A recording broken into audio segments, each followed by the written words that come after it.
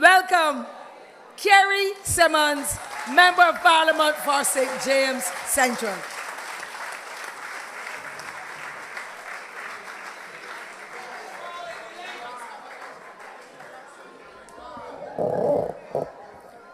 A pleasant good evening to you, ladies and gentlemen. Let me start by saying to you, ladies present, that this is the start of Valentine's Week, so I want to wish you early a very happy Valentine's. And I hope that your hearts, I go no further into the rest of the anatomy, I hope that your hearts can get all the pleasure that your body can bear.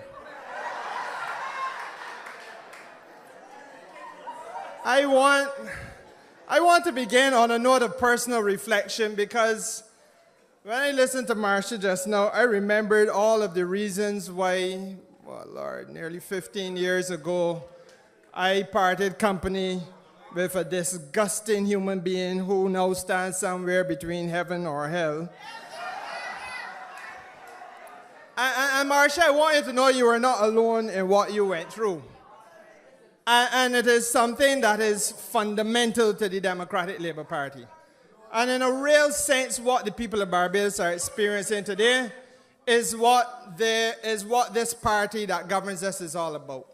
It is a party that is uncouth and indifferent when it comes to the feeling of individuals.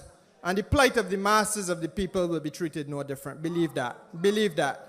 If Clyde Masco was here, he would tell you the same thing, because his experience was the same way.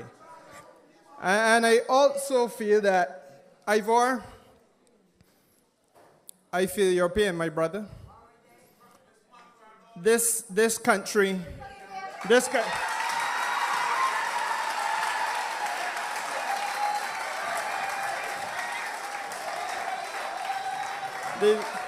the Lord does not sleep. But comrades and friends, I want to say to you a few things. I want to share with you a few perspectives because there are a lot of speakers tonight and there's limited time. And there's something that has been on my mind since November of last year.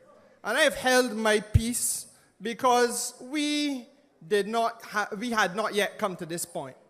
We have come now to the point where people are being sent home arbitrarily and indiscriminately. The union themselves, the same union who closed ranks with the government, let us call it what it was, union went to bed with a government that was unfair and humbugging people in Barbados. Then turns around a week later after the savagery of the cuts has manifested itself to say that the cuts are wild cuts. Well, good God, man.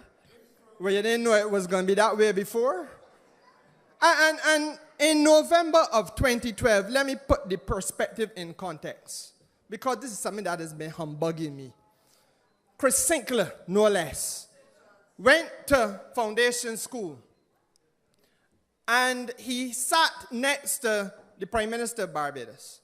And we were coming on to an election campaign then, and Sinclair admitted to this country, and you know, one thing I'm going to say tonight too, is that the press in Barbados have now, I ain't shooting down from the platform at the people who in the press, but I want to say to everybody who earns a living in journalism in this country, put Barbados first. All of us will have our preferences as individuals, all of us will have our politics, but I beg you, put Barbados first. In November of 2012, on the 5th day of November it was, Chris Sinclair went to foundation school and admitted that he was borrowing $14 million every month and had been doing so for some time to pay 7,000 public servants who he could not pay then. And we went through a campaign trying, and I will concede, maybe we did not make the message clear to you. But it is the genesis of that which is plaguing this place tonight. And we went through the campaign and we said to you, there is something inevitable about that policy bringing disaster to Barbados. And any of you in here know that. You can't be borrowing to pay wages if you are running a bread van. But if you're running a country and you're borrowing at the rate of 14 million a month, every month after every God-forsaken month, and then you're on top of that going to the election campaign as Francis Short did. Let us be real. He went into an election campaign and his solution was not to stop the rot, but he brought on more people. He brought on more people. And he and Sinclair, knowing that they could not pay civil servants even then, brought on more in the statutory corporations. They did it at the National Housing. I know they do it at NCC, with the ladder down NCC. They did it at Transport Board. They did it all over. And we come to a position now where these same people are being faced with what the union now calls wildcats. I want to say something to you all, because we're talking about Barbadians, fellow Barbadians. And let us not fool ourselves because we're here under a banner of a political party. Everybody who was employed by Democratic Labour Party was not necessarily a member or supporter. Those people were used and abused as innocent pawns in a power game. That is what it was. They were used as pawns in a political power game because the ruthless vagabonds that had their interest only in getting their paws back through the corridors of office said, look, we will exploit human suffering. A man in working, there's 3 or 4 unemployed people in a family. Give me your vote and I will give you work. They use the people in the same way they use Marsha, as she talked about just now. It is as cold-blooded as that. And that patronage mendicancy syndrome, because that's what it is. The minister is a patron. He can give you financial opportunity he ain't had before. The public purse was used as a private piggy bank will be used. I am going to make sure that you get little work. But in exchange, I need a government. And that means I need your vote and your family vote. And a lot of innocent people got hooked up in that. And now getting humbugged because of it. And what is missing in all of this? And what has been missing since November when Chris Sinclair made the confession, but nobody in the Democratic Labour Party ain't realize or ain't admit that it is inevitable you got to come to this. What had been missing even in the estimates last year after they'd won the government and they started to pooch back.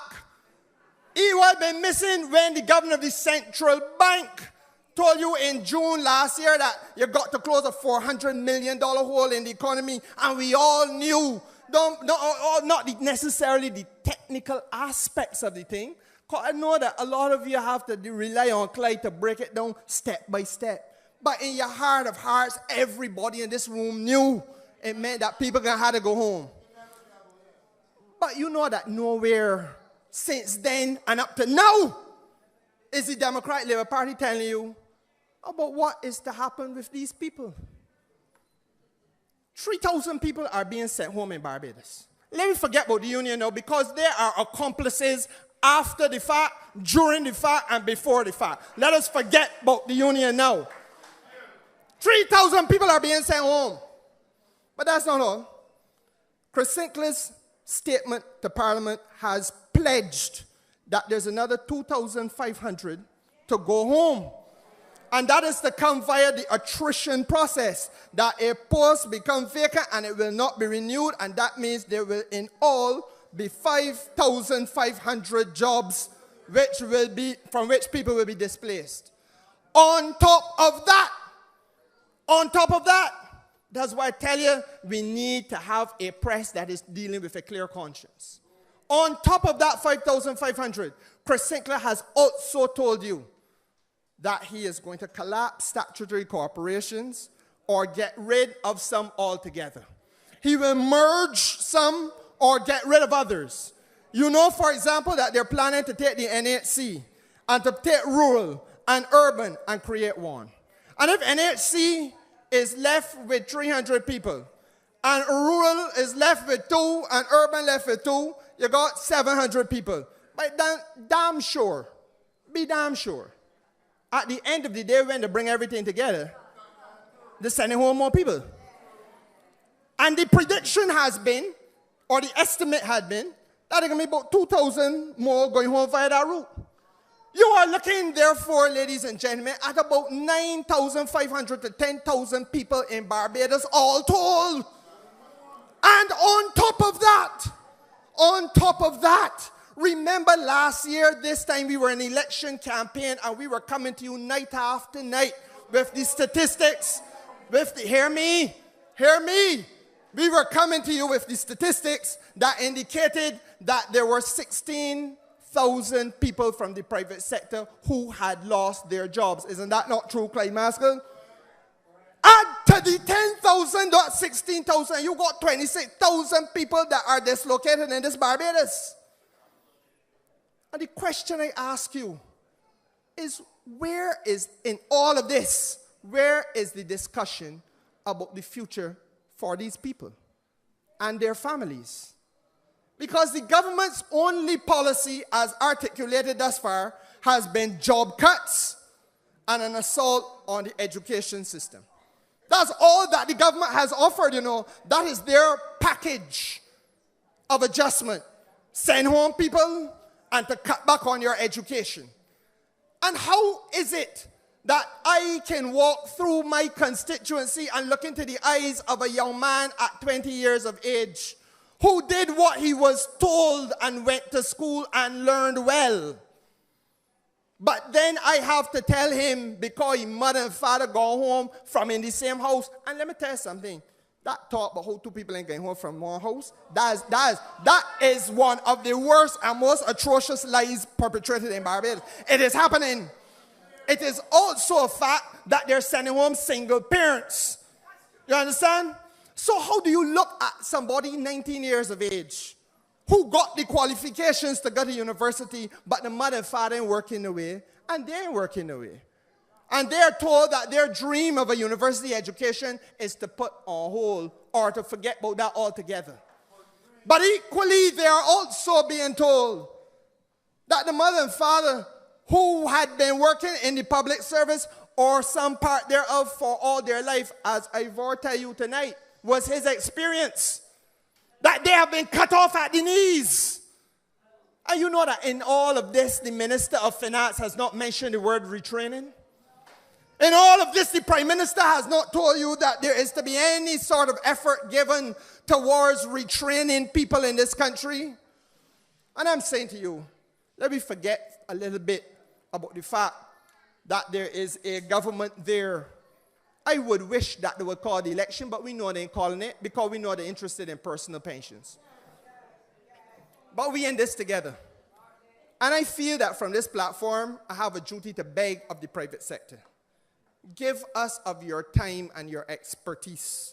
You may not got no more money now, but you got to give of time and expertise. We need, and facilities, we need in this country for people to have an opportunity in my constituency, in Mia's constituency, in all of the constituencies, to benefit from an opportunity to be retrained, to get an opportunity now for self-employment. And it also means that the banking community in Barbados, if we are all in this together, must show good faith and come to the table as well. Because people like Ivor must now be able to say, look, with my experience, I can start a business of my own, but I need a little startup capital. And I got to be able to access it at low rates. Don't tell small people who now cannot even pay their mortgage because they have been sent home to salt that their future is so compromised that they have no option. They must be able to start a little business. Start a business with a neighbor, a friend, enter a cooperative enterprise. But we cannot have 20-odd thousand people sitting down home languishing and doing nothing.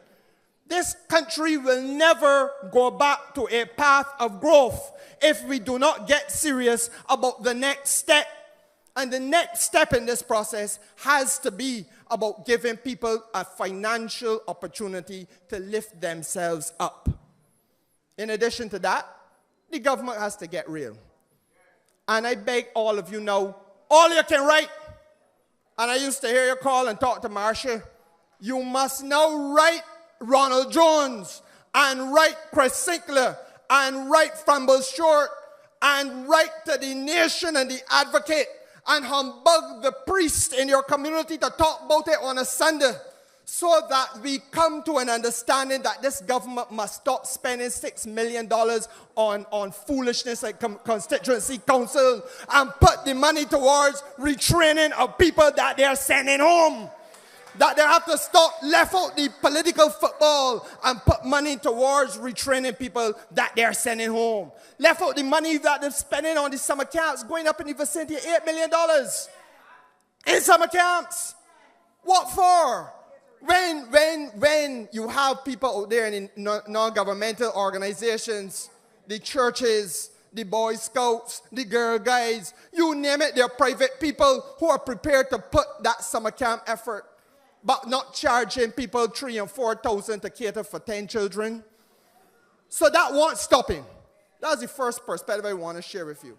The time is tight. I have to gallop. I already get the message, Cynthia. But let me say one other word, because I promised me I would speak to this. This country is now the only part of the Caribbean that does not have a public accounts committee that can function. The Public Accounts Committee is a committee which is set up in the Westminster system. It exists in Australia. It exists in England. It exists in Canada. It exists in New Zealand. It exists across the Commonwealth. And it is aimed at making sure that there is a body that is a watchdog over the way in which government... Ladies and gentlemen, welcome she who will undoubtedly be the next Prime Minister of Barbados. It is set up as a body that is intended to be a watchdog over the way in which government manages or mismanages the public's finances. When we were in government, we looked across at what Owen Arthur called then and has called subsequently a Democrat Labour Party opposition as being a poor-reiki opposition. They had two people, David Thompson and Dennis Kelman.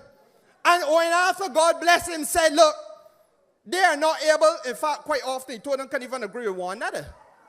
They're not able to do anything in order to advance the democracy of the country because he told them and even speaking to one another.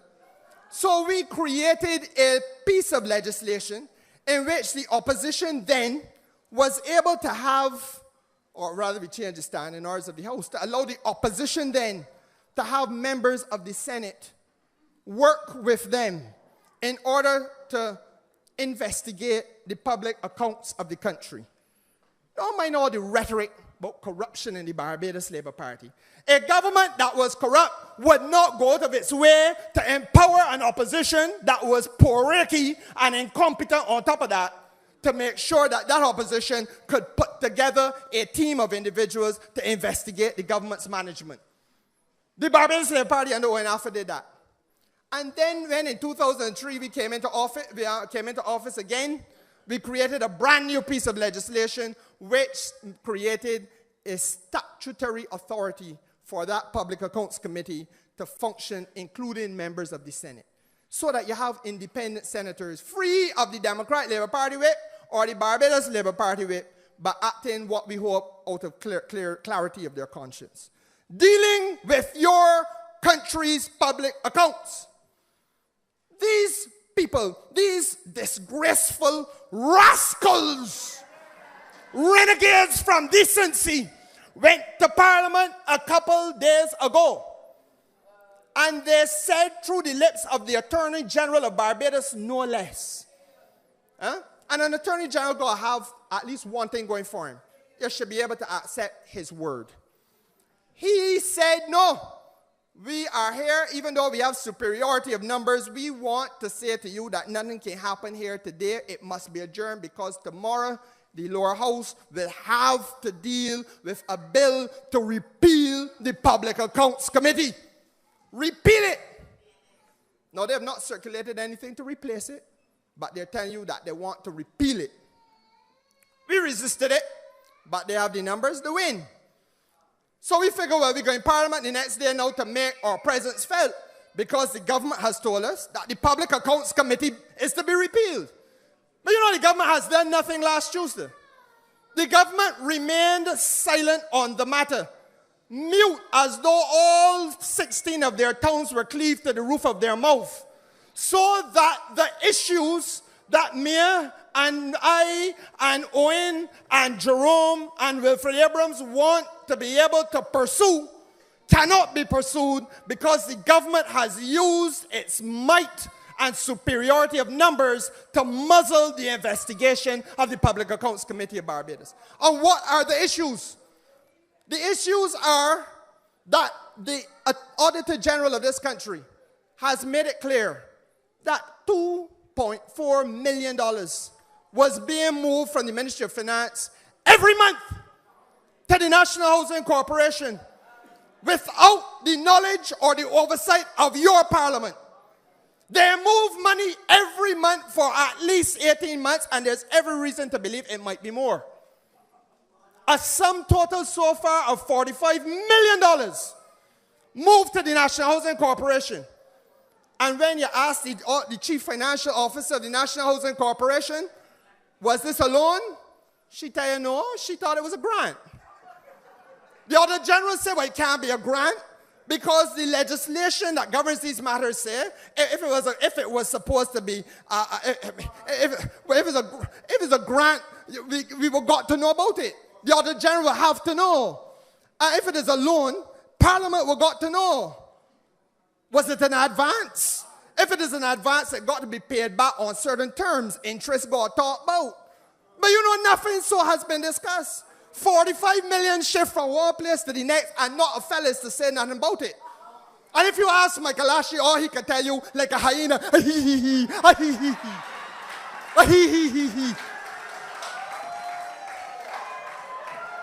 This is not a laughing matter. This is not a laughing matter. It gets worse. I ain't got time. I want me to levy hold. I want a real political meeting. Begging you. Look, you know that the same meeting disclosed, the Democrat Labour Party want to talk about it, that the Commissioner Inland Revenue is owed $293 million. Do you understand how many people would be able to continue working in Barbados if they had the $293 million? But not a word is to be said about these things. They don't even know who it is that owed them the money, but they know that they are owed the money. The system that is governing this country's public finances under Chris Sinclair's watch has been allowed to disintegrate into a level of complete absurdity. And if there's one thing I am begging all of you to do, is to understand that it isn't just about the politician now. It is about you and the role that you must play in protecting your children and your grandchildren and your family. Because all of this that we are trying to talk about and to defend is the Barbados that we and our forefathers worked together to build. And it cannot be right that it is destroyed by a group of disgraceful and bad-minded, worthless and reckless individuals who don't care one hoot about what the future holds for Barbados. The press may or may not decide to come on board, but Barbadians deserve better. And Barbadians have been good to Barbados thus far, and I beg of you, continue being good to Barbados by letting your voice be heard and your presence felt. It must get talked about in the church on a Sunday. It must get talked about in the primary school when you're picking up your child on an evening. It got to get talked about in the buses. The country must be putting this at the forefront of its national agenda. There has to be a better way to deal with government's finances than what we are being subjected to. And ladies and gentlemen, I beg you, you see how Marsha had the courage to stand up here in spite of what we don't know they're going to talk about she tomorrow. That is what Barbados needs in its people. 75 years of existence is what this Barbados Labour Party is about. 31 of those 75 years were spent in government. Let me say to you that out of that 75 years and 31 in government, there's one thing the Barbados Labour Party stands up for: sound and focused, disciplined financial management. And it is to that I commit you that this party will return Barbados. Ladies and gentlemen, I thank you. Good night.